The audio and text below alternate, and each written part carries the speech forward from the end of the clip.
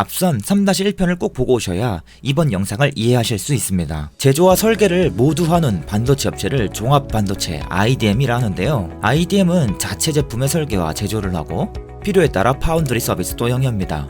세계에서 가장 대표적인 IDM은 인텔입니다. 글로벌 반도체 기업 매출액 1위를 꾸준히 수성하다 메모리 업황이 정점을 찍던 한때에는 삼성전자에게 1위를 내주기도 했던 기업입니다. 인텔은 CPU로 유명한 기업인데요. CPU 말고도 다루는 칩의 종류가 굉장히 많습니다. CPU, GPU, 통신칩, MCU 등등 다양한 품목을 취급하는데 이 중 일부는 자체 생산을 하기도 하고 일부 제품은 다른 파운드리에 외주를 주기도 합니다. 얼마 전에는 인텔이 직접 생산하는 CPU의 수율이 나오지 않아 홍역을 치르는 바람에 CPU 값이 급등하고 CPU 공급이 빙하기를 거치기도 했었습니다. 인텔은 최근 더욱 미세한 반도체 제조에 어려움을 겪으면서 경쟁사 제품 대비 성능을 역전당하는 치욕을 경험하고 있기도 합니다만 향후 자체 제조 공정의 개선을 통해 위기를 극복할 수 있을지 관건인 상황입니다. 지금은 인텔이 주로 비메모리 제품을 취급하고 있고 일부 메모리만 합니다만 한때에는 글로벌 메모리 반도체의 세계 1위 타이틀도 가지고 있었습니다. 일본이 치고 올라오기 전까지 말이지요. 일본 업체들이 없었다면 어쩌면 인텔이 지금도 삼성과 경쟁하며 D램과 낸드를 만들고 있지 않았을까 문득 생각이 들기도 합니다. 인텔은 낸드 플래시 사업 부문을 SK 하이닉스에 10조 원에 매각한 바 있습니다. 인텔과 어깨를 나란히 하는 삼성전자 또한 세계에서 가장 앞서가는 IDM입니다. 삼성은 메모리 사업부와 시스템 LSI 비메모리 사업부가 있고 파운드리 사업만 전문적으로 하는 파운드리 사업부가 있는데요. 특히 파운드리 사업부는 애플과 퀄컴, 인텔 등의 인류 팹리스로부터 제조를 수주하고자 열심히 고객사와 접촉하고 신기술을 도입하는 모습을 기사를 통해 종종 볼 수 있죠. 특히 앞서 인텔이 제조에 어려움을 겪고 있다고 잠시 언급했는데요. 이로 인해 인텔이 일부 제품의 제조를 삼성전자에 위탁할 가능성도 대두되기도 했었죠. 삼성전자는 메모리 외 비메모리 반도체에서도 설계 기술을 빠르게 발전시키고 있습니다. 특히 갤럭시 스마트폰 제품에 탑재되는 엑시노스는 삼성 비메모리의 띵작입니다. 여기에 더해 시모스 이미지 센서에서도 도약을 누리고 있는데요. 기존에는 고사양 디지털 카메라나 스마트폰 카메라에 모두 소니사의 이미지 센서를 탑재했습니다만 삼성이 이미지 센서 기술을 발전시키며 갤럭시에 공격적으로 자사 제품을 탑재한 이래 이미지 센서의 시장에 재편이 이루어지고 있는 중입니다. 얼마 전에는 1억 8천만 화소짜리 스마트폰형 이미지 센서를 개발해 갤럭시 제품에 탑재하는 등 뉴스에 크게 나오기도 했었는데요. 이는 삼성전자가 소니를 앞지르기 위해 열심히 신제품을 개발 중이라는 신호이기도 합니다. 일부 언론에 따르면 삼성전자의 이미지 센서 기술이 소니를 앞선다는 이야기도 볼 수 있는데 사실 소니의 이미지 센서는 니콘과 캐논 등 세계 인류 카메라 업체들이 사용하는 최고 퀄리티의 제품인 만큼 부풀려진 부분도 있거나 갤럭시 스마트폰용 등으로 한정되는 이야기일 수도 있습니다. SK 하이닉스와 미국의 마이크론 또한 빼놓을 수 없는 세계 인류 IDM입니다. 특히 SK 하이닉스는 메모리도 잘하는 기업이지만 이미지 센서와 같은 일부 비메모리 반도체의 설계와 제조에 재능이 있는 기업으로 익히 알려져 있고 얼마 전에는 삼성의 중저가라인 스마트폰인 A30 등에 SK 하이닉스가 설계한 이미지 센서가 탑재되기도 했었습니다. 마이크론 또한 메모리 반도체에서 엄청난 강점을 가진 IDM입니다.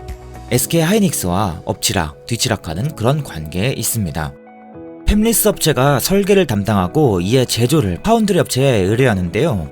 어찌 보면 파운드리는 단순 하청에 불과해 보일지도 모릅니다. 간혹 파운드리는 하청업체에 불과하다는 이야기도 보입니다. 그러나 실상은 그렇지 않습니다. 오히려 하청도 이런 하청이 따로 없습니다.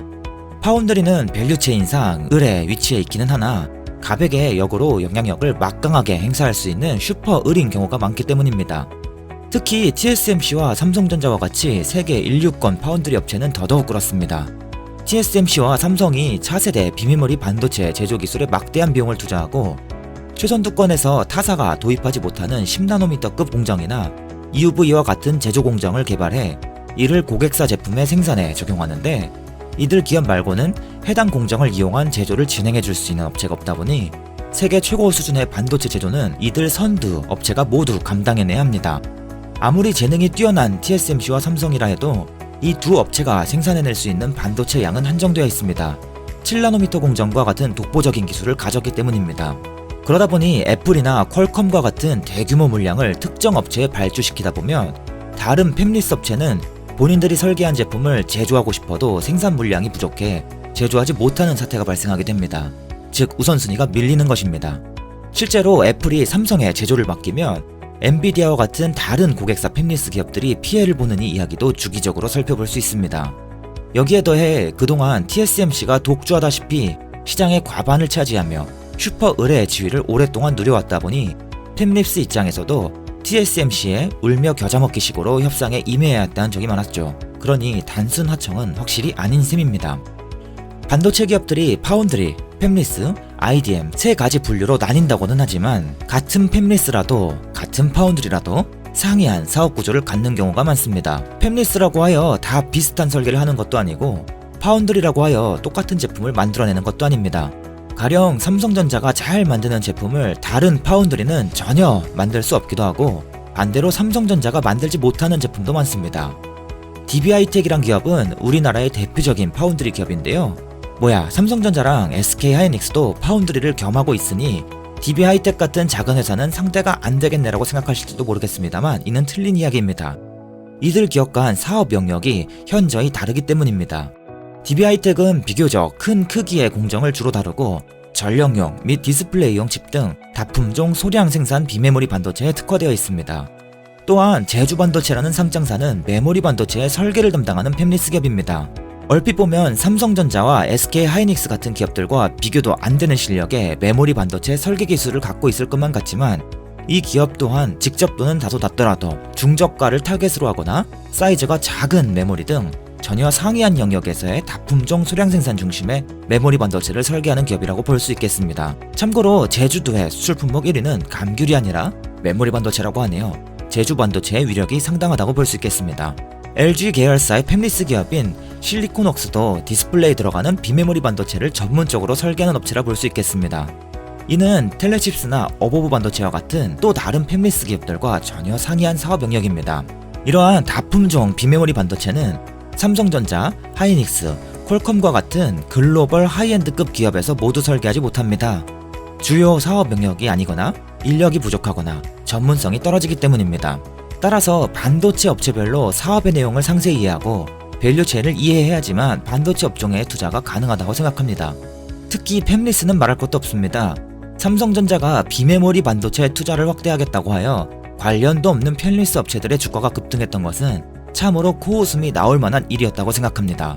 간혹 우리나라는 메모리는 세계 최고인데 비메모리는 다른 나라들에 비해 많이 뒤처진다는 이야기가 종종 회자됩니다. 어쩌면 우리나라가 메모리 반도체를 너무나 당연하게 석권하고 있어서 이런 이야기가 주기적으로 나오는 것이 아닌가 싶기도 한데요. 최근까지만 해도 비메모리에서는 힘을 펴지 못해왔던 것도 사실입니다. 비메모리를 키워야 하는 것도 사실입니다. 개인적으로 뒤처져 있다는 표현이 썩 마음에 들지는 않지만 어쨌든 비메모리가 뒤처져 있다는 데는 두 가지 의미가 있다고 봅니다. 첫 번째는 팹리스를 중심으로 한 설계 기술이 뒤처져 있다. 두 번째는 IDM과 파운드리를 중심으로 한 제조가 뒤처져 있다입니다. 특히 설계를 생각해보자면 CPU나 GPU와 같은 소품종 대량 생산에서의 설계를 잘하는 것도 중요하고 다양한 반도체가 더욱 많이 쓰이는 만큼 중견 및 중소기업을 중심으로 한 팹리스의 발전도 매우 중요합니다. 전자는 삼성전자와 SK하이닉스의 적극적인 의지가 중요할 것이고 후자는 자본력이 강한 대기업이라도 투자하기 매우 어려운 경우가 많다 보니 민간 주도로 키워내기 어려우니 정부 주도의 R&D 투자와 생태계 형성이 굉장히 중요합니다. 실제로 중국은 다품종 소량 생산 팹리스를 키우기 위해 막대한 자금을 집행해왔고 중국 도처에 널린 팹리스 기업만 수천 개는 됩니다.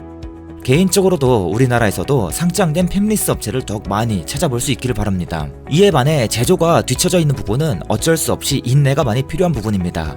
EUV 도입을 비롯한 전공정 기술의 확대와 패키징 기술의 발달이 제조에서도 한 단계 앞서 나가기 위한 필수 조건이 되겠습니다만 여전히 TSMC의 신뢰와 기술 수준이 굉장히 높기 때문에 삼성과 하이닉스가 차근차근 따라잡아주길 기다리는 수밖에 없습니다. 여기에 더해 메모리 반도체의 호황은 국내 업체들이 비메모리 제조를 크게 발전시킬 수 있는 기회가 될 수 있다고 봅니다. 메모리에서 벌어들인 막대한 금액을 비메모리 제조 공정에 추가로 투자할 수 있고 이를 통해 선도업체 간 격차를 줄일 수 있기 때문입니다. 세계적인 반도체 업체들의 밸류체인을 살펴보면 설계를 담당하는 업체는 엄청나게 많은데 제조를 할 수 있는 기업은 생각보다 그리 많지는 않습니다. 상대적으로 설계 업체의 수가 훨씬 많다는 뜻입니다. 그러면 수많은 팹리스 업체와 몇 개의 파운드리 업체가 긴밀하게 연결되어 있는 구조를 갖는다고 볼 수 있는데요. 여기서 한 가지 문제가 발생합니다. 바로 제조를 담당하는 몇몇 개의 파운드리 업체들이 수없이 많은 팹리스 업체들과 일일이 대응하고 하나하나의 작은 연결고리를 갖추기가 극도로 어렵다는 것입니다. 팹리스 업체마다 각기 다른 설계도를 가져오고 각기 다른 스펙과 성능을 요구하니 제조 환경에 맞추어 설계를 변경하고 스펙을 바꾸는 수많은 작업들을 파운드리가 결코 감당해낼 수가 없습니다. TSMC도 삼성도 하이닉스도 아무리 많은 직원이 상주하는 기업이라도 이 많은 팹리스를 감당할 수가 없는 것입니다.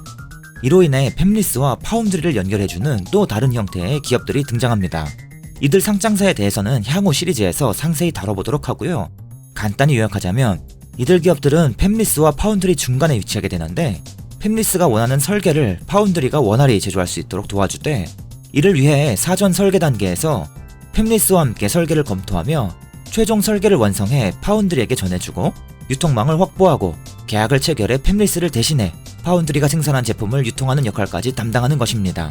이러한 기업들은 레퍼런스가 쌓이며 더욱 강한 혜자를 갖게 되는 특징도 있습니다. 어떠한 제조업이든 전방업체와 후방업체 간에 긴밀한 협업이 굉장히 중요한 경우가 많습니다. 특히 전방이 아무리 잘해도 후방이 못하면 쓸모없게 되거나 그 반대인 경우를 자주 볼 수 있습니다. 반도체에서도 밸류체인이 굉장히 중요한 이유입니다. 팹리스 업체가 설계를 담당한다고는 하지만 반드시 나 홀로 설계를 처음부터 끝까지 모두 해내는 것은 아닙니다. 설계도 수많은 환경을 고려해야 하다 보니 노하우가 엄청나게 중요함은 물론이고 칩셋을 구성하는 파트나 기능이 여러 종류가 있기 때문에 어떤 파트나 기능은 설계를 잘 해낼 수 있더라도 다른 부분은 설계를 잘 하지 못하는 경우도 많습니다. 이에 따라 설계를 담당하는 기업 중에서도 처음부터 끝까지 설계를 하는 것이 아닌 중간 부분만 설계를 한 뒤 이를 또 다른 설계 업체에 라이센스 형식으로 판매하는 기업들이 1990년대에 활발히 탄생하기 시작했습니다. 국내 상장사 중 대표적인 기업은 칩셋미디어입니다. 이들 기업은 개발한 설계 자산을 다른 설계 업체에 판매하고 또 다른 설계 업체도 지속 판매하는 특징이 있습니다. 물론 기존 설계 자산을 그대로 판매하기도 하지만 시장의 요구에 따라 좀 더 발전시켜서 좀 더 업그레이드 시켜서 판매하는 것이 주요한 역할입니다. 이들 기업은 라이센스 판매에 따라 수익이 좌우되다 보니 이들 기업의 기술을 사간 또 다른 팹리스 업체들이 칩셋 개발에 실패하게 되면 수익을 거의 얻지 못하는 불상사가 생기기도 합니다. 이들 기업은 폭넓은 노하우와 고객사에 대한 리스크 관리가 필수적으로 요구됩니다. 이처럼 반도체 기업들은 다양한 사업을 영위합니다. 그러다 보니 반도체 상장사를 살펴볼 때 주의할 점은 기업이 영위하는 사업을 정확히 이해해야 한다는 것입니다. 자동차 부품 같은 경우에는 제품이나 사업의 내용을 정확히 이해하지 못해도 어디에 쓰이는지 정도 알면 충분히 투자하고도 남는 기업들이 많습니다만 반도체는 사업의 내용과 밸류체인을 정확히 이해하지 못하면 전혀 엉뚱한 투자가 이루어져 개낭패보기 십상입니다. 간혹 반도체 관련 기업을 보면 메모리나 비메모리 반도체를 만드는 기업이라 소개되고 마치 삼성과 하이닉스와 경쟁 관계에 있는 것처럼 보이는 기업들이 있습니다. 그러나 실제로는 삼성 같은 기업이 제조한 반도체를 받아와 패키징을 나름의 방식으로 거친 뒤 자사 브랜드를 붙여 반도체를 판매하는 경우를 볼 수 있습니다. 즉, 이들 기업이 반도체 칩을 직접 제조하는 것이 아니라 칩을 사와 후속 공정만 담당한다는 것입니다. 대표적인 기업으로는 바른전자가 있습니다. 일전에 포스팅을 작성한 바 있으니 링크로 남기도록 하고요. 이번 영상은 이상으로 마치고 후속에서 보다 상세히 다뤄보도록 하겠습니다. 이상으로 문과생도 이해하는 반도체 산업이었고요. 더 많은 내용은 꼭 블로그에 오셔서 반도체 시리즈를 함께 살펴보시기 바랍니다. 자, 그럼 여기서 끝. 오늘도 시청해주셔서 감사합니다. 호돌이였습니다.